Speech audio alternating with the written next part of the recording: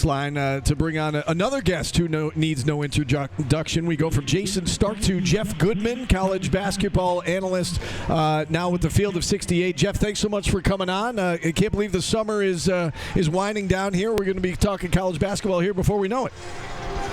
Yes, no doubt. And by the way, those rides scare the hell out of me.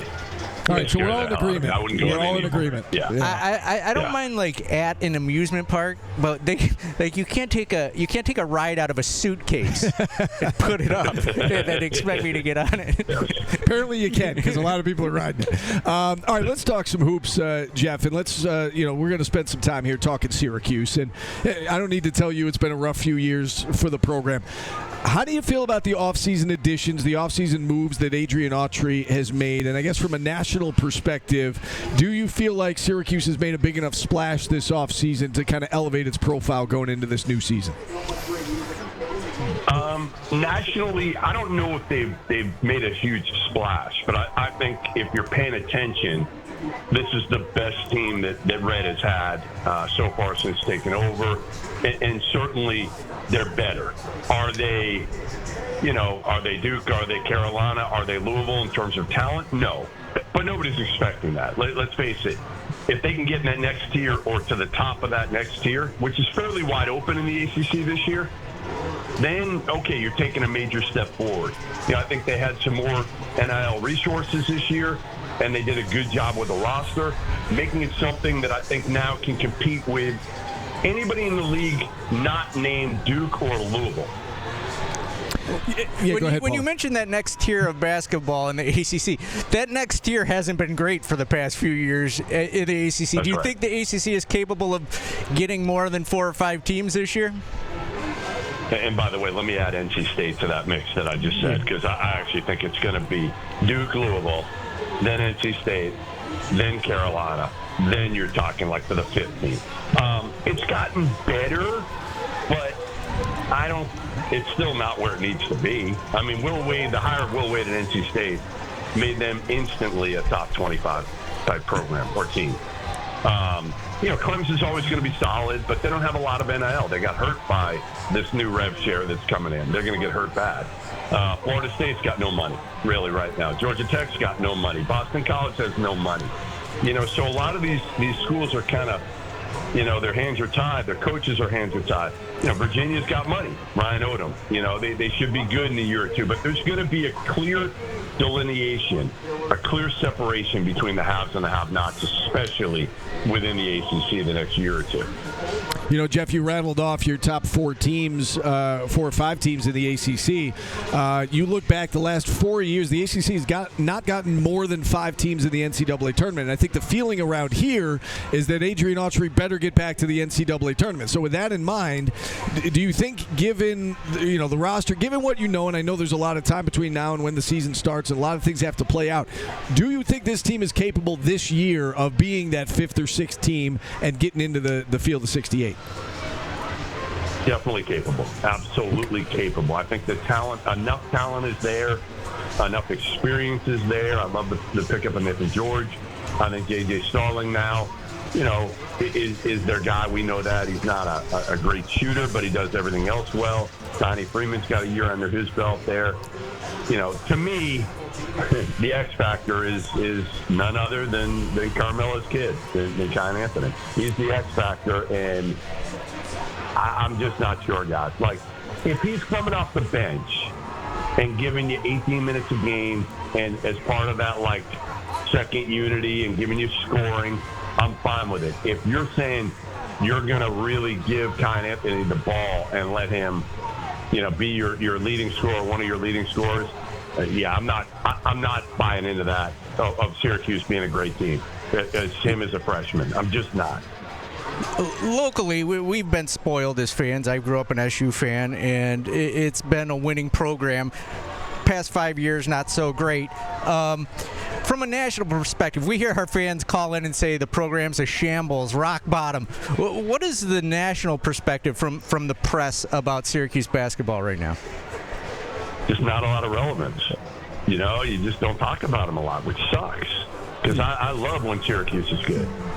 But I think, it's hard because I think Boeheim probably lasted a couple of years too long, right? And now they're trying to get it back. Let's face it, last few years weren't great. Even when they went to the tournament and went in the runs, they weren't great in the regular season. So it's kind of like fluky in a way. So they haven't really been there in a while in the regular season. I mean, think about how long it's been since we've been talking about, like, Syracuse, in the regular season as being a team that was, like, nationally relevant, top 10. It's been a long time. So I think Red took over a tougher situation that people give him credit for, and I think he's trying to dig out of that right now.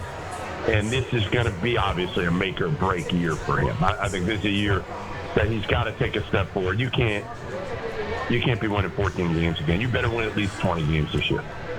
Jeff Goodman joining us here on Orange Nation for another few minutes. And Jeff, you brought up revenue sharing a little bit earlier.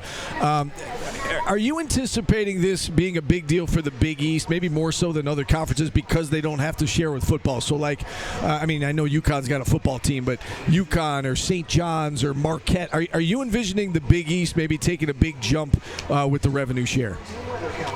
Yeah, I think next year that'll happen.